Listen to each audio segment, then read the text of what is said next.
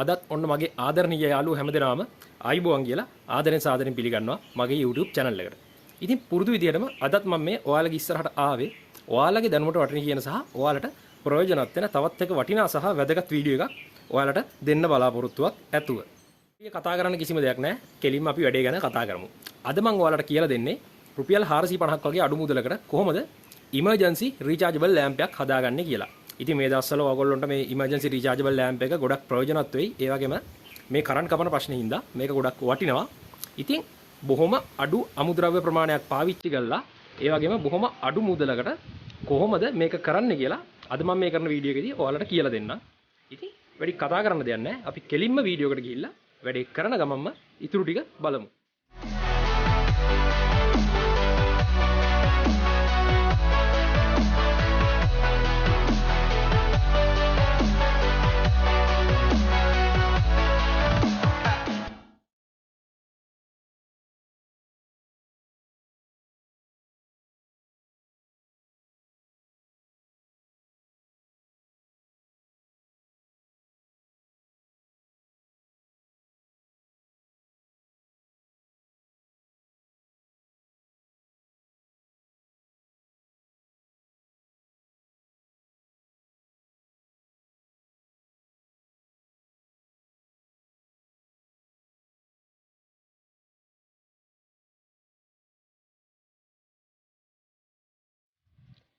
ඉතින් මෙන්න තියෙනවා අද අපි කරන්න යන වැඩේට උමනා කරන ප්‍රධානම කොටස් ටික. ඉතින් මුලින්ම මම අරගෙන පෙන්නනවා මෙතන තියෙනවා TP 4056 ලිතියම් අයන් බැටරි චාර්ජර් මොඩියුල දෙකක්. ඒ වගේම මෙන්න මේ වගේ නොබ් එකක්. මේවා අපිට ඕන කරන දේවල්. ඒ වගේම මම මෙතනදී one not LED පහක් සමාන්තරගත ක්‍රමයට සම්බන්ධ කරගෙන තියෙනවා. ඒ බෝඩ් එක තමයි මේ තියෙන්නේ. ඒ වගේම LM 317 IC එකක් 10K preset එකක්. ඒ වගේම ලිතියම් අයන් බැටරි අපි අරගත්තා මේ වැඩට උවමනා කරන බැටරි තුනක්. ඉතින් මම මෙතනදී මං ගාව තිබ්බ බැටරි 6ක් වගේ ගත්තා. පරණ LED බල්බ් එකක්. ඒ වගේම සන්බොක්ස් එකක් සහ සන්බොක්ස් එකේ අර උඩ වහන කවුලින් පියන. මේ වැඩේ කරන්නේ සම්පූර්ණයෙන්ම මේ සන්බොක්ස් එක ඇතුලේ. කියන්නේ මේ උපකරණ ඔක්කොම සම්බන්ධ කරන්නේ මේ සන්බොක්ස් එක ඇතුලේ. ඉතින් ඔක්කොටම කලින් මම කරන්න ලෑස්ති වෙන්නේ මේ දැන් අපි මේකට දාන කම්පෝනන්ට්ස් ටික දාන්න ඉඩ ඇති වෙන්න මේ සන්බොක්ස් එක ඩිසයින් කරගන්න. ඊට පස්සේ ඒ වගේම දැන් අපි මෙතන දානවා මෙන්න මේ වගේ TP 4056 බැටරි චාර්ජර් මොඩියුල එක. මේ මොඩියුල එක හේතු වෙන තැන තියලා ඒකේ අර චාර්ජින් පොට් එක සම්බන්ධ කරන කට කපා ගන්න. ඒ වගේම මෙන්න මේ අපේ ලුමෙන් කන්ට්‍රෝල් එක සම්බන්ධ කරගන්න, ප්‍රිසෙට් එක සම්බන්ධ කරගන්න, සිදුරක් කපා ගන්න. ඒ වගේම අර උඩ අපේ සන්බොක්ස් එකේ කවුලින් එකේ මෙන්න මේ බල්බ් එකේ මේ වගේ කොටසක් කපලා මේ ටික සම්බන්ධ කරගන්න. මෙන්න මේ කොටස කපන්නේ මේ වගේ කොටසක් කපලා මේ ටික සම්බන්ධ කරගන්න කටවල් ටික කපා ගන්න ඕනේ. ඉතින් ඊට කලින් අපි මේ බල්බ් එකේ මෙන්න මේ කියන සාමාන්‍යයෙන් මෙන්න මේ කර ළඟ ඉඳලා අඟල් භාගයක වගේ ප්‍රමාණයක් මෙන්න මේ වගේ කොටසක් කපලා මේ උඩ කෑල්ල වැඩේට අරගමු.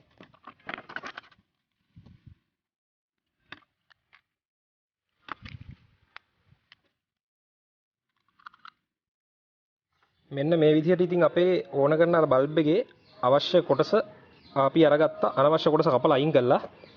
ඔන්න ඔහොම තමයි ඉතින් හෙඩ් එකත් සෙට් වෙන්නේ. ඊළඟට කරන්න තියෙන්නේ අපි ගත්ත මෙන්න මේ සන්බොක්ස් එකේ අපේ අර ඕන කරන කම්පෝනන්ට් ඒ කියන්නේ සම්බන්ධ වෙන තැන් කටවල් කපා ගන්න. ඒ කියන්නේ චාර්ජින් පොට් එකට එක කටක්. ඒ වගේම අපි දැන් මේකට ස්විච් එකක් ගහනවා. ස්විච් එකට එක කටක්. ඒ වගේම මෙන්න මේ ලුමෙන් කන්ට්‍රෝලර් එක සම්බන්ධ කරන්න තව සිදුරක් ඔන්න විදිහට මෙන්න මේ කොටස් ටික සම්බන්ධ කරගන්න. මේකේ අපි කටවල් ටික කපා ගන්න ඕනේ.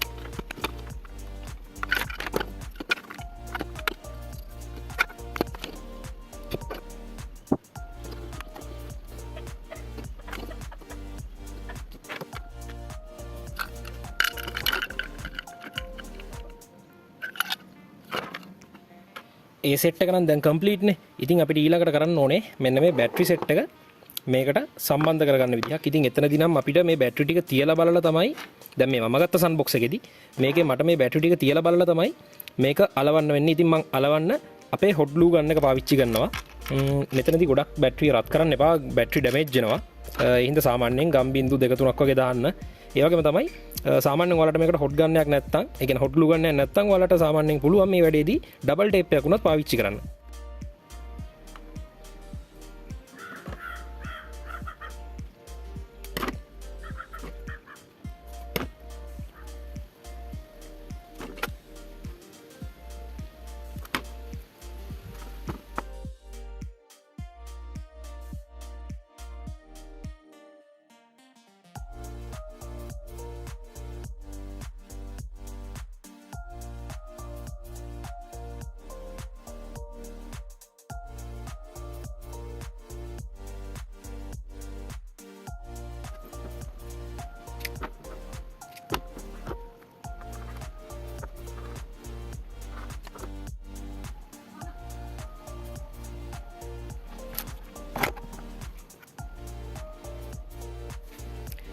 ඔයාලට පේනවද මේ මොඩියුලර් එකේ B1 B ඒ කියන්නේ B+ B නෙගටිව් කියලා දෙකක් තියෙනවා. ඉතින් මෙන්න මේතෙන්ට තමයි අපේ මෙන්න මේ බැටරියේ ධන සහ ඍණ ටර්මිනල්ස් පාස් ගන්න ඕනේ. දැන් සාමාන්‍යයෙන් උඩ තියෙන දෙකට යන්න එපා ගහන්න. යට දෙකට ඒ කියන්නේ යට තියෙන මෙන්න මේ B+ B- කියලා තියෙන දෙකට විතරක් ඔය ටර්මිනල් එක පාස් ගන්න. සාමාන්‍යයෙන් මෙන්න මේ කැලි දෙක නම් තියෙන්නේ අර ඒ කියන්නේ මොකක් හරි ඔයා හිතන්නකෝ මේකට බැටරිය charge කරන ගමන් ඔයාගේ ලෑම්ප් එක වැඩ කරනවා නම් ලෑම්ප් එක හරි මොකක් හරි ඔයා මේකෙන් හදපු ඩිවයිස් එකක් වැඩ කරනවා නම් තමයි මෙන්න මේ උඩ තියෙන කොටස් දෙකට වෑරයක් සම්බන්ධ කරලා ඔයා පාවිච්චි කරන ඩිවයිස් එක සම්බන්ධ කරන්න ඕනේ. දැන් මෙතනදී අපිට ඕනේ බැටරිය charge කරගන්න විතරනේ මුලින්ම. ඒ හින්දා අපි මෙන්න මෙතෙන්ට ඒ කියන්නේ මෙන්න මේ B+ B- කියලා දැනට විතර දැනට මේ ටර්මිනල් දෙක පාස් ගමු.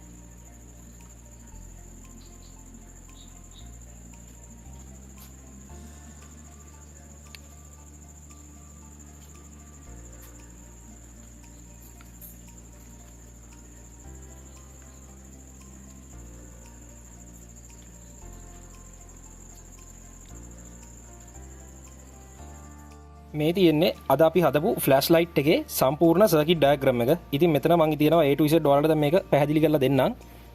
මේ තියෙන්නේ මුලින්ම අපි අරගත්ත TP4656 ලිතියම් අයන් බැටරි චාර්ජින් මොඩියුල් එක. ඊට පස්සේ මේ තියෙන්නේ මම අර කියන සමාන්තරගතව සම්බන්ධ කරපු ලිතියම් අයන් බැටරි තුන. ඒ වගේම මේ තියෙන්නේ LM317 අපේ IC එක සහ මේ තියෙන්නේ 10K අර අපේ මෙන්න මේ බ්‍රයිට් එක අඩු කරන මෙන්න මේ පොටෙන්ෂියෝ මීටර් එක. අන්තිමටම තියෙනවා LED chip එක. මෙතනදී වෙන්නේ මෙහෙමයි. මුලින්ම දැන් අපි මේ පැත්තෙන් මෙන්න මේ TP4656 මොඩියුලර් එකට කරන්ට් එක ඉන්පුට් කරනවා. මෙතනදී ඉතින් ඔයාලට පුළුවන් මේ දෙපැත්තට ඕනනම් ජැක් එකක් ගහලා වෙන ලයින් එකක් හදාගන්න. ඒක දැන් ඉතින් මම හිතන අර වැඩි හින්දා ඒක කරන්න කියන මම ඉතින් ෆෝන් charger එකෙන් normal එකේ charge කරන්න පුළුවන් විදිහට තමයි හරි ගස්ස ගත්තේ. ඉතින් මේ තියෙනවා මෙන්න මේ මුලින්ම මැද තියෙන බැටරි ටර්මිනල් දෙක B+ B- කියලා ගහලා තියෙනවා පොඩි ටර්මිනල් දෙක සහ ඊට උඩින් තියෙනවා මෙන්න මේ විදිහට out+ out- කියලා පොඩ් දෙක. ඉතින් මෙතනදී අපි මුලින්ම සම්බන්ධ කරගන්න ඕනේ අපි charge කරන අපේ මෙන්න මේ ලිතියම් අයන් බැටරි පැක් එක. ඉතින් මෙතනදී මෙන්න මේ B+ B- කියන පොඩ් දෙකට තමයි අපේ බැටරි ටික සමාන්තරගතව මම මෙන්න මේ විදිහට ඍණ ලයින් එක B- එකට ඒ වගේම ධන ලයින් එක B+ විදිහට අපේ බැටරි චාර්ජින් මොඩියුලර් එකට දීලා තියෙන්නේ. ඉතින් මෙතනදී මම කිසිම වෙලාවක මේ බැටරියෙන් ඩිරෙක්ට් මේ ලයිට් වලට කරන්ට් එක ගත්තේ නැහැ. මම කරන්ට් එක ගත්තේ කෙලින්ම අපේ මෙන්න මේ මොඩියුලර් එක හරහා මෙන්න මේ out+ out- කියන ලයින් දෙකෙන්. ඉතින් මෙතනදී ගත්ත out එකේ නෙගටිව් ලයින් එක කෙලින්ම මෙන්න මේ විදිහට එක ලයින් එකක් අපේ 10K පොටෙන්ෂියෝමීටරේ අර වම් අත පැත්තේ තියෙන ටර්මිනල් දෙකටත් ඒ වගේම අනිත් ලයින් එක කෙලින්ම අපි හදපු LED chipset එකේ ඍණ ලයින් එකටත් අරගෙන ගියා. ඒ වගේම තමයි මෙන්න මේ ධන ලයින් එක ප්ලස් ලයින් එක. ඉතින් ඒක මම කෙලින්ම මුලින්ම ඒක අරන් ගියා අපේ මෙන්න මේ කන්ටැක්ට් ස්විච් එකට. කන්ටැක්ට් ස්විච් එක හරහා තමයි ඊට පස්සේ අපේ LM317 trimmer controller IC එකේ මැද පින් එකටත් ඊට පස්සේ IC එක හරහා IC එකේ මේ තියෙන මෙතන IC එක ඉස්සරහ පැත්තෙන් බැලුවම තියෙන පෙනුම IC එකේ දකුණු අත පැත්තේ පින් එක හරහා අපේ LED chip එකටත් මෙන්න මේ විදිහට අරන් ගියා. ඉතින් මෙතනදී මම කිසිම වෙලාවක බැටරි පැක් එකට ඩිරෙක්ට් කරන්ට් එකක් දීලා මෙන්න මේ LED chipset එකට කරන්ට් එක ගත්තේ නැති හේතුව තමයි මෙතනදී අපිට දැන් සාමාන්‍ය බැටරිය හරහා ඩිරෙක්ට් දුන්නොත් අනිවාර්යයෙන්ම LED එක පත්තු වෙන්න බැටරියේ ෆුල් ඇම්පියර් ප්‍රමාණය අදිනවා. ඉතින් එතනදී සාමාන්‍යයෙන් LED එකේ ආයු කාලය ටිකක් අපේ කියන්නේ සාමාන්‍ය ප්‍රමාණයට වඩා සෑහෙන්න අඩු වෙනවා.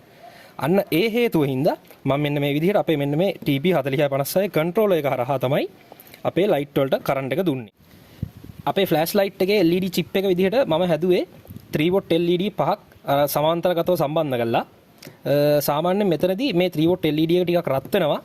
ඉතින් මම අර අපේ කන්ට්‍රෝලර් යුනිට් එක හරහා අපේ LED වලට කරන්ට් එක දීපු හින්දා එකපාර කිසිම වෙලාවක LED එකේ ෆුල් කරන්ට් එක LED එකට ඇදලා ගන්නේ නැහැ. ඉතින් ඒ හින්දා අපේ LED සාමාන්‍යයෙන් ওই 3V LED එක සම්බන්ධ කරන්නේ අනිවාර්යෙන්ම හීට් සින්ක් එකක් උඩ.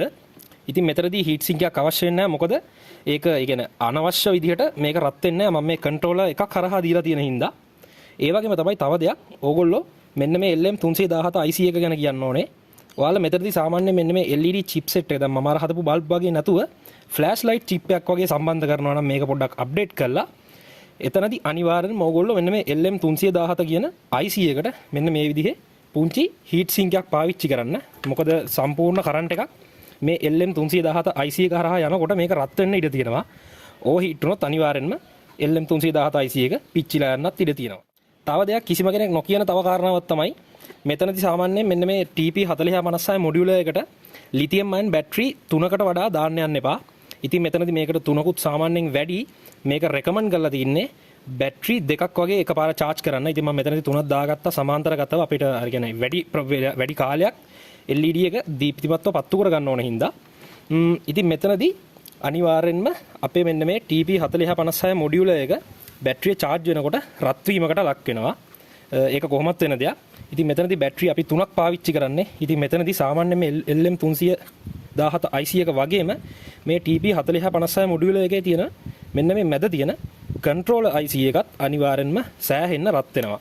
ඉතින් මේක හීට් සින්ක් එකක් නැතුව ඕගොල්ලෝ වැඩ කරවන්න කිව්වොත් අනිවාර්යෙන්ම මේක charge එකට ගහලා විනාඩි 15ක් වගේ ඇතුළත ඕවර් හීට් වෙලා උඩරිමටම හීට් වෙලා අනිවාර්යෙන්ම මෙන්න මේ TP4656 මැද තියෙන මෙන්න මේ කන්ට්‍රෝල් IC මෙන්න මේ තුනම සමහර විට පිච්චිලා යන්න ඉඩ තියෙනවා. ඒක හින්දා මම තව දෙයක් ඔයාලට කියනවා. ඕගොල්ලෝ අනිවාර්යෙන්ම මෙන්න මේ වගේ බැටරි තුනක් දාලා මේක පාවිච්චි කරනවා නම් මෙන්න මේ විදිහට මේ TP4656 මොඩියුලර් එකේ උඩින් හෝ මෙන්න මේ විදිහට යටිපැත්තෙන් ෂෝට් නොවන විදිහට චූටි හීට් සිංක් එකක් මම නම් මෙන්න මේක අරගත්තේ පරණ කම්පියුටර් පවර් සප්ලයි එකක තිබිලා කෑල්ලක් කපාගෙන චූටි හීට් සිංක් එකක් හීටින් කම්පවුන්ඩ් දාලා සම්බන්ධ කරගන්න. ඒකෙන් සාමාන්‍යයෙන් හීට් එක බෙදිලා නැ හින්දා අර ඩිරෙක්ට් කෙලින්ම IC එක රත් වෙන්නේ නැති හින්දා අපේ IC එක තව කාලයක් තියාගන්න පුළුවන්. ඒ කියන්නේ TP 4050 මොඩියුල් එකේ ආයු කාලය පොඩ්ඩක් වැඩි කරගන්න පුළුවන්. තව දෙයක් තමයි කිසිම වෙලාවක මෙන්න මේ ලිතියම් බැටරි ෂෝට් වෙන්න හරි ගස්සන්න එපා. ඒ කියන්නේ අර වයර් කනෙක්ෂන් එළියට ගන්න අරම්මනම් කරන්න හදන්න එපා. මොකද මේ ලිතියම් අයන් බැටරි කියන්නේ සාමාන්‍යයෙන් ඒක අර සාමාන්‍ය අපි පාවිච්චි කරන බැටරි වගේ එක එක සෙල්ලම් දාන්න පුළුවන් බැටරියක් නෙවෙයි. ටිකක් ඩේන්ජරස් බැටරියක්. අනිවාර්යෙන්ම මේක ඕගොල්ලෝ සම්බන්ධ කරනකොට සේෆ්ටි අතුව ඒ කියන්නේ මෙන්න මේ කනෙක්ෂන් කිසිම වෙලාවක එකට එක ගෑවෙන්නේ නැති වෙන්න සම්බන්ධ කරගන්න. ෂෝට් වුණොත් අනිවාර්යයෙන්ම මේ බැටරිය රත් වෙලා පුපුරනවා. මේක පුපුරන්නේ සාමාන්‍යයෙන් විශාල ඩැමේජ් එකකුත් එක්ක. ඉතින් මෙන්න මේ කාරණා ටික තමයි අපේ මෙන්න මේ බැටරි මොඩියුල එක සහ අපේ හදපු මෙන්න මේ ඉමර්ජන්සි ලෑම්ප් එක ගැන මට අද ඔයාලට කියලා දෙන්න තියෙන්නේ. ඉතින් මෙන්න මේ සර්කිට් ඩයග්‍රෑම් එක මම Google Drive එකක් විදිහට අපේ වීඩියෝ එක පල්ලෙහා ඩිස්ක්‍රිප්ෂන් එකේ මම අප්ලෝඩ් කරන්නම්. ඔයාලට මේක ඩවුන්ලෝඩ් කරලා පැහැදිලි කරගන්න පුළුවන්. ඒ වගේම තමයි ඉතින් අද කරපු මේ වීඩියෝ එකේ ඔයාලට මොන හරි නොතේරෙන අපැහැදිලි, ඒ කියන්නේ නොතේරුණු නොපැහැදිලි තැනක් තියෙනවා නම් අනිවාර්යෙන්ම ඒක ගැන මගෙන් අහන්න අමතක කරන්න එපා. ඒ වගේම තමයි ඔයාලට මේ සම්බන්ධව දැනගන්න තියෙන ඕනම දෙයක් පහත කමෙන්ට් සෙක්ෂන් එකේ කමෙන්ට් එකක් විදිහට දාන්න. ඒ වගේම තව අමතර දෙයක් ඔයාලට මගෙන් දැනගන්න ඕන නම් මම මගේ contact number එකක් දාලා තියෙනවා. contact number එකට WhatsApp එකට SMS එකක් දාන්න හරි නැත්නම් සාමාන්‍යයෙන් කෝල් එකක් අරගෙන හරි කතා කරන්න පුළුවන්. ඉතින් ඔන්න අද කරපු මේ වීඩියෝ එක හොඳයි නම් ඒ වගේම මේකෙන් ඔයාලා යමක් ඉගෙන ගත්තා නම් ඔයාලගේ දැනුමට දෙයක් ලබා ගත්තා නම් අනිවාර්යෙන්ම අපේ channel එක subscribe කරන්න අමතක කරන්න එපා. ඒ වගේම comment එකක් දාන්න. ඉතින් තවත් දවසක මේ වගේ ඔයාලගේ දැනුමට වටින කියන තවත් වටිනා ලස්සන වීඩියෝ එකක් අරගෙන මම ඉක්මනට ඔයාලගේ ළඟට එන්න. එතකන් ඉතින් හැමදේනම තමන්ගේ වැඩ කටයුතු කරගෙන පරිස්සමට ඉන්න. එහෙනම් හැමදේනටම ජය වේවා. ගිහිල්ලා එන්න.